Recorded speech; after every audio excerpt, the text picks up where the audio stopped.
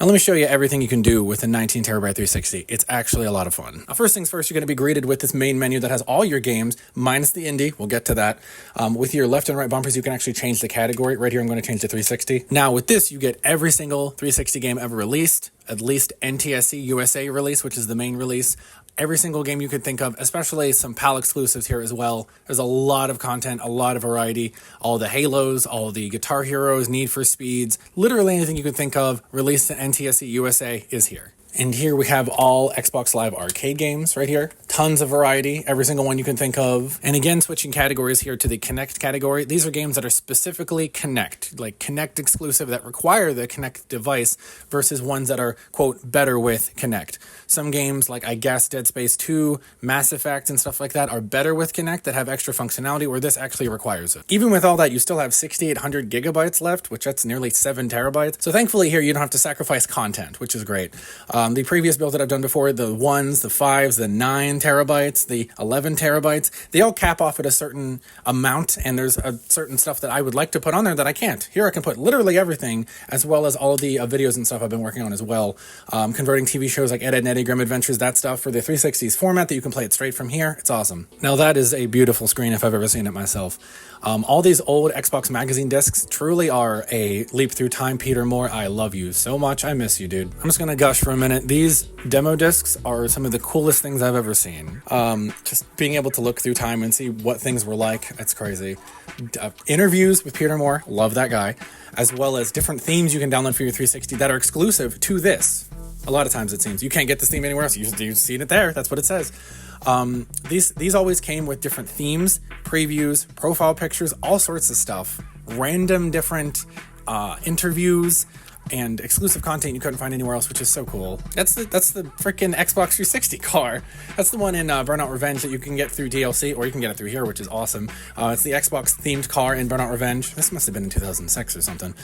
Theme for Burnout Revenge, that would be your theme on like your dashboard for like the Metro Dash, which is the standard dash, versus the Aurora is what we use for the custom dash. It's just easier to run this custom content or whatever, you know.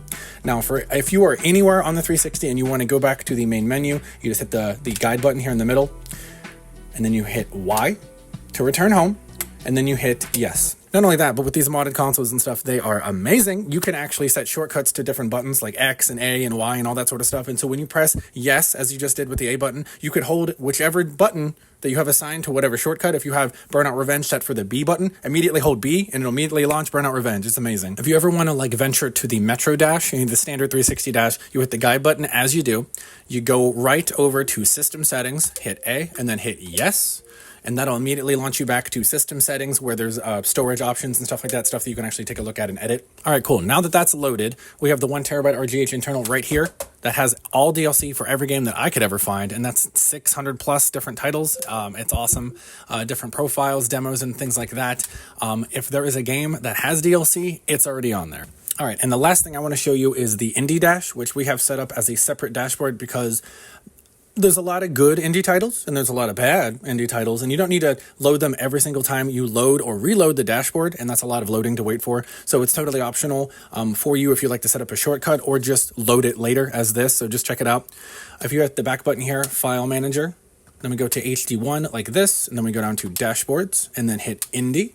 Aurora Indie, the secondary version of Aurora, which is just a copy that we made just to keep things separate so you don't have to wait for the loading times. Aurora.xex, you hit that. And this is the second instance of Aurora that we created simply to cut the loading times in half. You don't need to load all of the indie games all at once. And as you find different favorites, you can add different shortcuts and stuff to make things easier. But instead of loading 3,400 titles at a time, this just saves you a lot of loading time and stuff between games. And right here, you're seeing 3,400 different indie titles literally gathered and scraped from the internet from every different place that I could possibly find and think of. It's possible that some games were not backed up and restored whenever the indie marketplace actually went down, but this seems like a lot of them, if not all of them, but it's hard to tell. There was never really an official list of every indie game ever released, but this is still a lot of variety. One personal favorite, you will die, Fascinating. If it's a little like side scroller spaceship thingy, it looks kind of cool. I like to gush over some bad games. Yet another zombie defense. Is there another one? Okay, let's get it right.